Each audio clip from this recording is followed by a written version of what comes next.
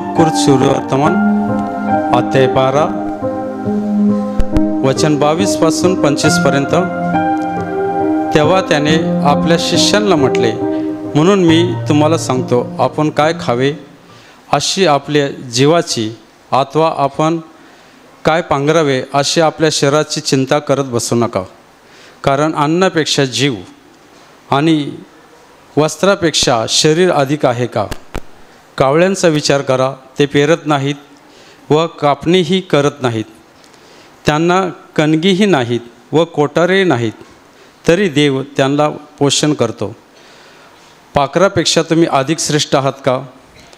तसेच चिंता करून आपल्या आयुष्याची दोरी हातभर वाढवण्यास तुमच्यामध्ये कोण सामर्थ्य आहे? Hallelujah, hallelujah, hallelujah.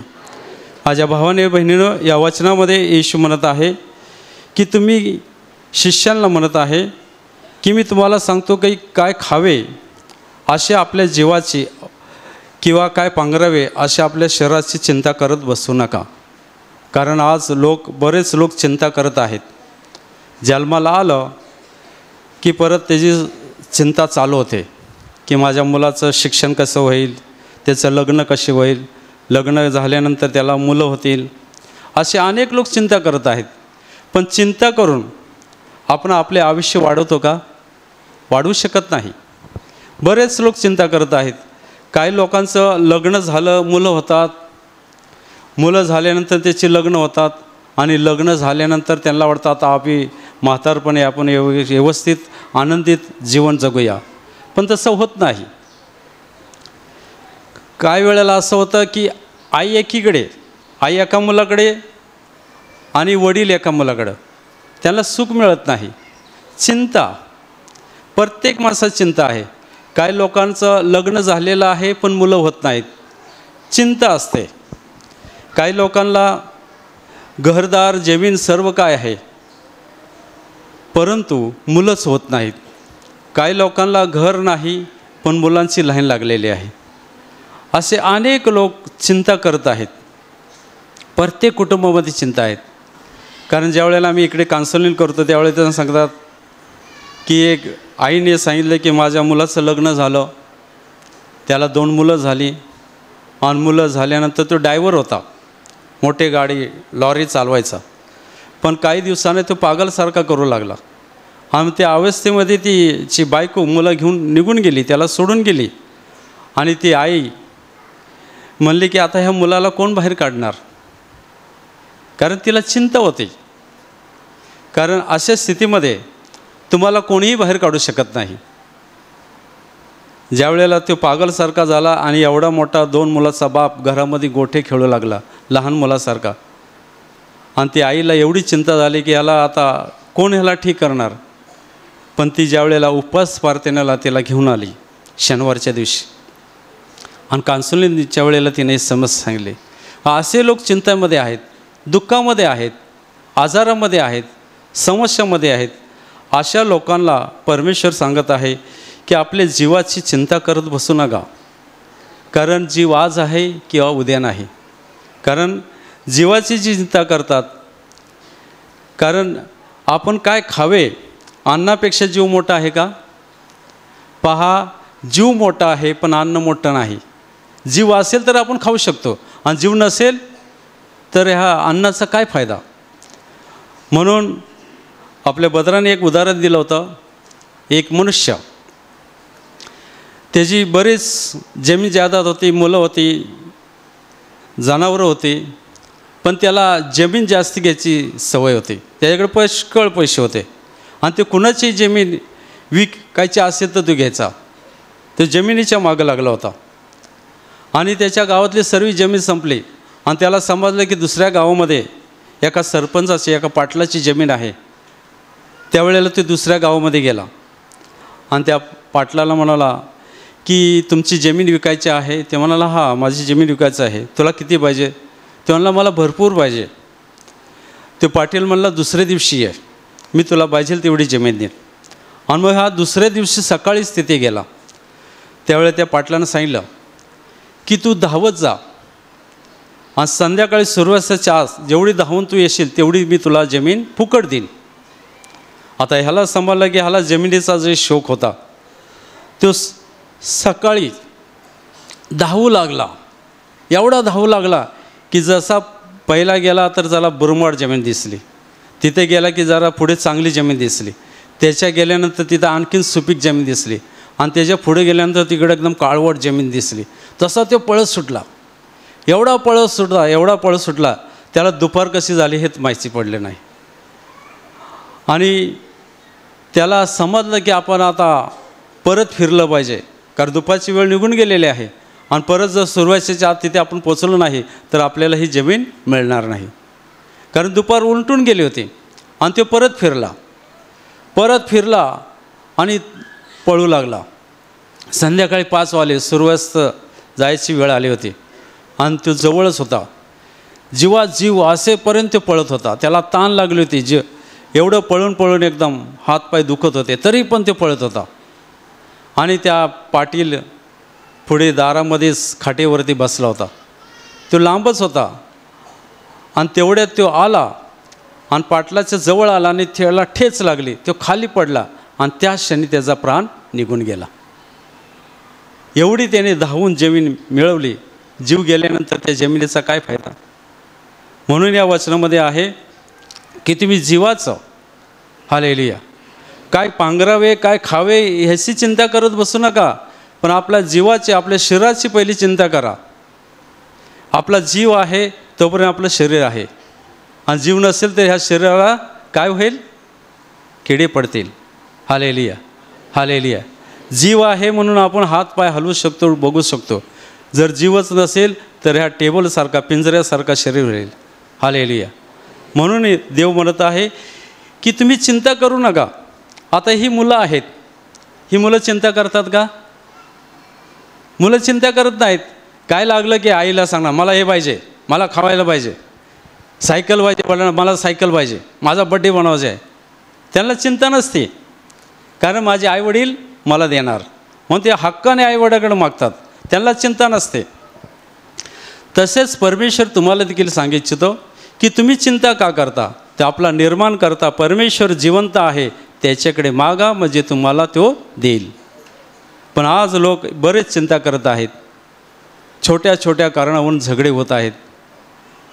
घरामध्ये पती पत्नीचे झगडे होतात आणि मग नवऱ्याला चिंता पडते, आता आम्ही कसं करायचं, काय करायचं, आमच्या मुलांचं काय व्हायचं. आणि वडील दारू पितात म्हणून बायकोला चिंता पडते, आई दारू पिते म्हणून मुलांना वाईट वाटतं. गेल्या या शिबिरमध्ये एका बहिणीने साक्ष दिली की तिचा नवरा मिळाला आणि ती दारू पिऊ लागली आणि मुलं दारू पित नव्हते. त्यावेळेला त्यांना वाईट वाटलं, आई तू काय करत आहेस, आणि तिची दारू सुटत नव्हती.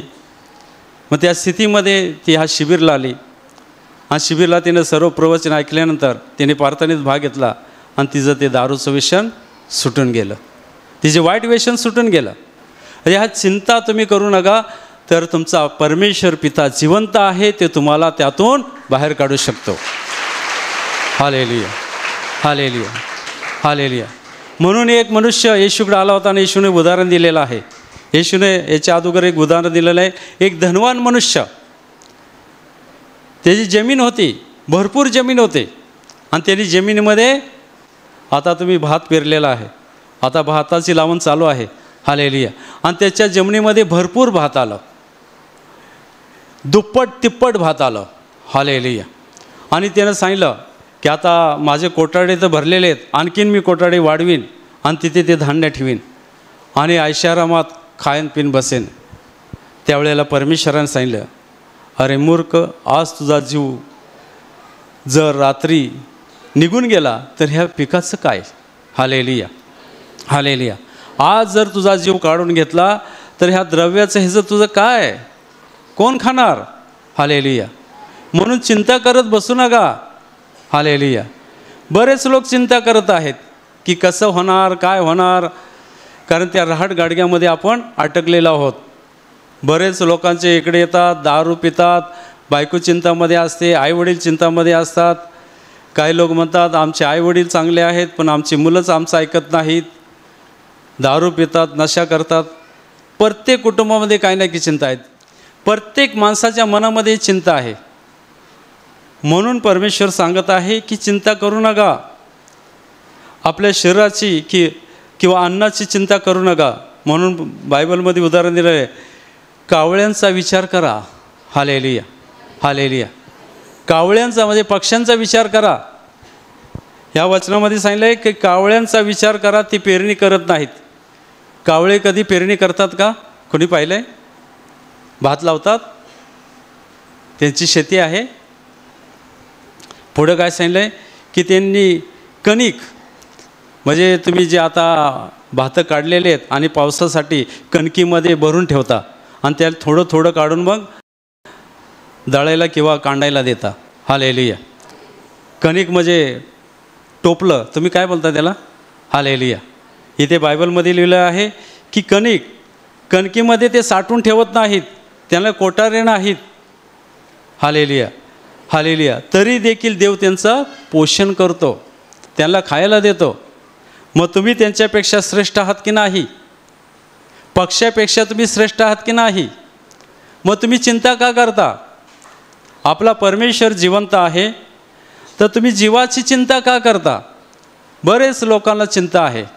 या शिबिरमध्ये एक बहीण आली होती आणि तिला पोटामध्ये 20 वर्ष का 30 वर्ष पोटामध्ये गोळा फिरायचा. काय खाल्लं तरी पोटामध्ये असा गोळा फिरत होता.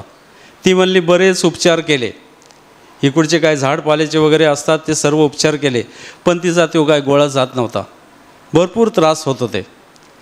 आणि ती शिबिरला आली आणि शिबिरमध्ये तिने विश्वासाने भाग घेतला आणि लाजच्या प्रार्थनेमध्ये तिला स्पर्श झाला आणि तिच्या त्या 30 वर्षाचा पोटाचा गोळा पूर्णपणे प्रभू येशूने काढून टाकला. Hallelujah, hallelujah. आणि आपला परमेश्वर जिवंत आहे, ते आपले सर्व काय ते आपल्याला देतो. म्हणून बायबलमध्ये लिहिलेलं आहे, मागा म्हणजे तुम्हाला दिलं जाईल, ठोका म्हणजे तुमच्यासाठी उघडलं जाईल. पण तुम्ही त्याच्याकडे मागा. दुसरी एक बाई, तिला बरेच वर्षापासून डोळ्यातून पाणी यायचं, सारखं पाणी गळायचं आणि ते पाणी गळल्यामुळे ते चमडी पण वाढली होती, एवढं तिच्या डोळ्यातून पाणी पडायचं. ती म्हणली बरेच उपचार केले पण काही फरक पडत नव्हता, काहीच फरक पडत नव्हता. आणि त्या स्थितीमध्ये ती शिबिरला आली आणि आजार मुक्तीच्या प्रार्थनेत परमेश्वराची कृपा तिच्यावरती झाली आणि तिचं ते पाणी येण्याचं पूर्णपणे बंद झालं. देव चमत्कार करत आहे. हालेलुया. अनेक वर्षापासून तिला तो त्रास होता, मग तो त्रास एका क्षणात प्रभू येशूने काढला. म्हणून तुम्ही चिंता करू नका. दुसरी एक बहीण, त्यांच्या परिवारावरती सैतानानं पूर्णपणे ताबा घेतला होता. 10-12 वर्षाचा मुलगा असेल, ते मणके पूर्ण त्याचे दुखत होते. आणि दुसरी एक मुलगी होती त्याच्यापेक्षा लहान, त्या मुलीला तर एवढी सैतानानं पकडली होती की तिला चालता येत नव्हतं आणि बोलता पण येत नव्हतं. त्या अवस्थेमध्ये तिला इथे शिबिरला आले. त्या अवस्थेमध्ये त्या मुलीला इथे शिबिरामध्ये आले आणि पहिल्याच दिवशी ज्या वेळेला त्यांनी चॅपलमध्ये जाऊन प्रार्थना केली आणि तिच्यावरती प्रार्थना करण्यात आली, त्यावेळेला ती बोलायला लागली. आणि नंतर पवित्र आत्म्याच्या प्रार्थनेत ती मुलगी चालू लागली. म्हणजे ती बोलत नव्हती, चालत नव्हती, पण प्रभू येशूकडे आल्यानंतर ती चालू लागली आणि बोलू पण लागली. सर्व सैतानी बंधनातून परमेश्वराने तिला पूर्णपणे मोकळी केली. एवढे मोठे चमत्कार इथे होत आहेत आणि हे चमत्कार पाहिल्यानंतर तुम्ही चिंता का करता? आपला परमेश्वर जिवंत आहे, त्याच्याकडे या, मागा, ते तुम्हाला सर्व काही देतो. ते आंधळ्याला दृष्टी देऊ शकतो, ते मेलेले उठवू शकतो, तर तुमचे सर्व आजार ते काढू शकतो. सर्व आजार ते तुमचं एका क्षणात काढू शकतो. म्हणून आपलं सर्व जीव त्याच्यावर टाका, त्याच्यावरती विश्वास ठेवा. ते आपला जिवंत परमेश्वर आहे. त्याने आपल्यासाठी चाबकाचे फटके खाल्लेले आहेत. आपल्या सर्वांचं पाप त्याने स्वतःच्या शरीरावरती घेतलेलं आहे. त्याच्या पवित्र रक्ताने आज प्रत्येक माणसाला पापाची क्षमा मिळत आहे. म्हणून चिंता करत बसू नका. प्रत्येक कुटुंबामध्ये काय ना काय त्रास आहेत, समस्या आहेत, दुःख आहेत. अशा सर्व लोकांना येशू म्हणत आहे की तुम्ही माझ्याकडे या, मी तुम्हाला बाहेर काढेन. चिंता करत बसू नका. चिंता करून तुम्ही आयुष्याची दोरी वाढवू शकता का? तुमचं आयुष्य वाढेल का? चिंता केल्या तर आयुष्य घटतं. अशीच एक बहिणीची मी तुम्हाला साक्ष सांगतो. कारण तिची 3 मुलं होती, 2 मुलगा आणि 1 मुलगी. आणि मुलगा नवरा दारू पिऊ लागला. दारू पिऊन रिक्षा चालवायचा आणि एवढं कर्ज झालं की त्याने घर बीर विकलं, भाड्याच्या रूममध्ये राहिले, रिक्षा पण विकली, पण कर्ज काय फेटत नव्हतं. आणि त्याची बायको चिंता करू लागली, आता आमचं कसं होणार, माझ्या मुलांचं कसं होणार. एवढी चिंता केली की तिने जेवण पण तिचं कमी झालं, रक्त पण कमी झालं, एकदम पिवळी पडली. हालेलुया. एकदम सुकून गेली. आणि डॉक्टर नेल्यानंतर डॉक्टरचे इलाज पण चालत नाहीत. जे लोक चिंता करतात त्याच्यावरती इलाज पण चालत नाहीत. सलाईन पण चढत नव्हती. चिंता करत होती. आणि त्या चिंता करत असतानाच ती मरून गेली. ती मरून गेली कशासाठी? की माझा नवरा दारू पितो, कर्ज झालेलं आहे, माझ्या मुलांचं काय होईल. पण चिंता करून तिने मुलांचं आयुष्य वाढवलं का? नवऱ्याची दारू सुटली का? आणि ती जर येशूकडे आली असती, तिने जर पश्चाताप केला असता, नवऱ्याची दारू सुटली असती, त्याला चांगली नोकरी मिळाली असती आणि त्या कर्जातून ती बाहेर निघाला असता, मुलांना आनंदित झाले असतील. म्हणून जे गवत आज उगवलेलं आहे ते उद्या भटीत टाकतं.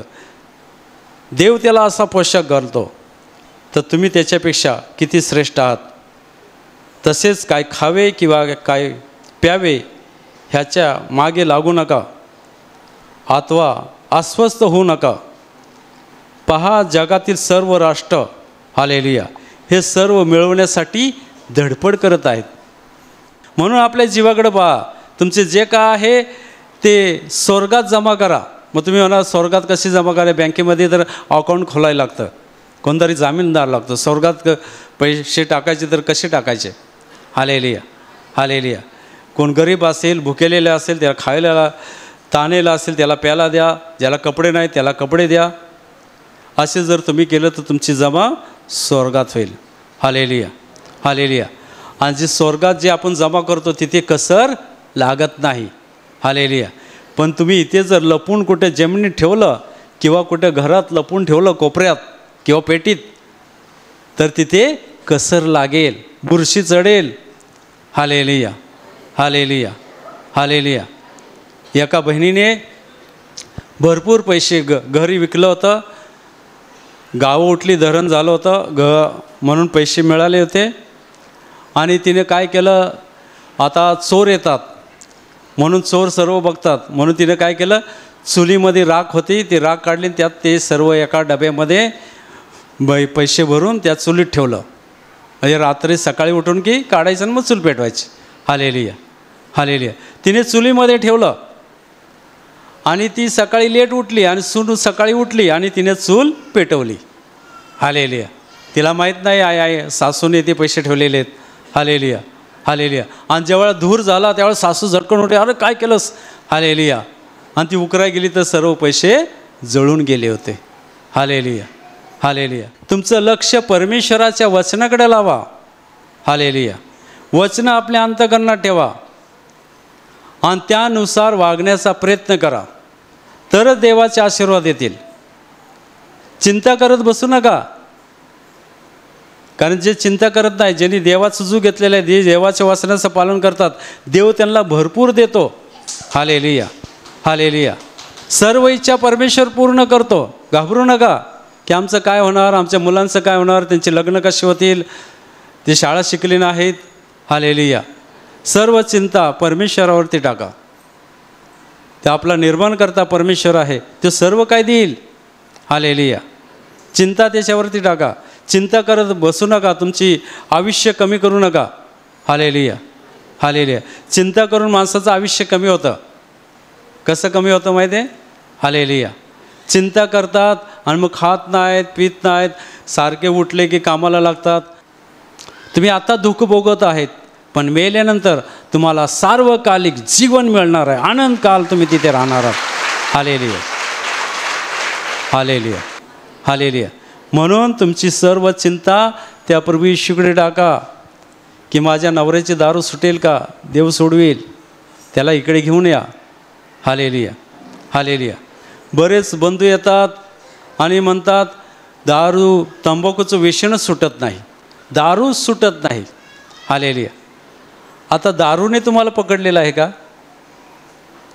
जे तंबाखू खातात, तंबाखू तुमच्या घरी येऊन म्हणते मला खा. हालेलुया. मग तंबाखू आणायला कोण जातं? दुकानामध्ये कोण आणायला जातं? हालेलुया. दारू प्यायला कोण जातं? दारूची बाटली मागवतात कोण? आड्यावर कोण बसतं? मग तुम्ही स्वतः समजलं पाहिजे की नशा करणं पाप आहे, देवाच्या विरुद्ध आहे, तर तुम्ही ते सोडलं पाहिजे. हालेलुया. हे तुम्ही जे पेता म्हणजे तुम्ही सैतानाचं आहे का, तर तुम्ही देवाच्या विरुद्ध वागता. Hallelujah, hallelujah. मग तुम्हाला देवाचे आशीर्वाद कसे मिळतील? देवाचे आशीर्वाद पाहिजे तर देवाच्या वचनाचं पालन केलं पाहिजे. नशा करणे हे पाप आहे हे तुम्हाला समजलं तर तुम्ही स्वतः तिथे गेलं नाही पाहिजे. हालेलुया. ती घेतली नाही पाहिजे, खरेदी नाही केली पाहिजे. Hallelujah, hallelujah. हे झेर तुम्ही स्वतः खरेदी करता आणि मग म्हणता ती सुटत नाही, ती तुम्हाला सोडत नाही की तुम्ही त्याला सोडत नाही? स्वतःला प्रश्न विचारा. Hallelujah, hallelujah. तुम्ही ज्या वेळेला इकडे स्तुती आराधना करता आणि घरी जाऊन दुसऱ्याला शिव्या देता, झगडे करता, मग तुम्ही कुणाचं ऐकता? देवाचं ऐकता की सैतानाचं ऐकता? हालेलुया. हे तुम्ही देवाच्या वचनाचं पालन केलं पाहिजे तरच देवाचे आशीर्वाद येतील. नुसते आजारमुक्तीसाठी येऊ नका, तर मेल्यानंतर आपला आत्मा कुठे जाईल, आपल्या आत्म्याचं काय होईल? आत्म्याचा विचार करा. आत्म्याला मरण नाही, मेल्यानंतर शरीराचा नाश होतो, हे मातीपासून बनलेलं आहे, जाऊन मातीत मिळतं. पण आत्म्याचं काय? आत्म्याचा विचार करा. बरेच लोक आत्म्याचा विचार करत नाहीत की आमचा आत्मा कुठे जाईल. म्हणून आजपासून तुम्ही चिंता करत बसू नका, कारण आपला देव जिवंत परमेश्वर आहे आणि तो प्रत्येक माणसावरती प्रेम करतो. ते पापी लोकांवरती पण पाऊस पाडत आहे आणि नीती लोकांवरती पण पाऊस पाडत आहे. सर्वांना सूर्यप्रकाश देत आहे. हालेलुया. जसे गव्हामध्ये दहन वाढतं, हालेलुया, आणि कापणीच्या वेळेला बायबलमध्ये उद्याला दिलं आहे की ते उपटू नका. हालेलुया. निधन पण वाढू नये आणि गहू पण वाढू द्या. कापणीच्या वेळेला आपण बघू, मग गहू माझ्या कोठऱ्यात टाका आणि ते निधन अग्नीच्या भट्टीत टाका. हालेलुया. तसे कापणीच्या वेळेला, न्यायाच्या वेळेला देवदूत येतील आणि नीतिमान लोकांना अलग करतील आणि पापी लोकांना अलग करतील आणि पापी लोकांना अग्नीत टाकतील, त्या नरकात टाकतील, तिथे रडणं आणि दात खाणं चालेल. Hallelujah, hallelujah. म्हणून डोळे उचकटा. तुम्हाला नरकात जायचं आहे का? जर नसेल जायचं तर पूर्णपणे देवावरती विश्वास ठेवा, चिंता करू नका, आपली पापे कबूल करा आणि इथून पुढे पाप करू नका. देवाच्या वचनाचं पालन करा, म्हणजे देवाचे आशीर्वाद तुमच्यावरती आल्याशिवाय राहणार नाहीत. Hallelujah, hallelujah, hallelujah. माझ्या भावाने आणि बहिणींनो, मी तुमच्यासाठी प्रार्थना करत आहे. जिथे कुठे तुम्हाला आजार असेल त्या आजारी भागावर ठेवा आणि तिथे शक्य नसेल तर विश्वासाने छातीवरती हात ठेवा. ही प्रभू येशूची स्पर्श करण्याची वेळ आहे. प्रभू येशूची महान कृपा, आशीर्वाद तुमच्या सर्वावरती हो. तुमच्या शरीरातील सर्व आजार, सर्व बिमारी, सर्व सैतानी शक्ती प्रभू येशूच्या नावाने तुटून जाओ आणि प्रभू येशूची महान कृपा, आशीर्वाद तुमच्या सर्वावरती हो. ज्या कुणाला सैतानी शक्तीने पकडलेला आहे, प्रभू येशूच्या नावाने तुमच्या शरीरातील सर्व सैतानी शक्ती प्रभू येशूच्या नावाने निघून जाओ. ज्यांना मुलं होत नाही त्यांना मुलं होतील. जे कर्जामध्ये आहेत ते कर्जातून मुक्त होतील. ज्यांच्या घरामध्ये अशांती आहे ख्रिस्ताची शांती येईल. जे व्यसनामध्ये ते व्यसनातून मुक्त होतील. तुमच्या घर परिवारावरती, नोकरी धंद्यावरती प्रभू येशूची महान कृपा, आशीर्वाद होत आणि तुम्ही सर्व स्वर्गीय शांतीने आणि आनंदाने भरून जाओ. आमेन.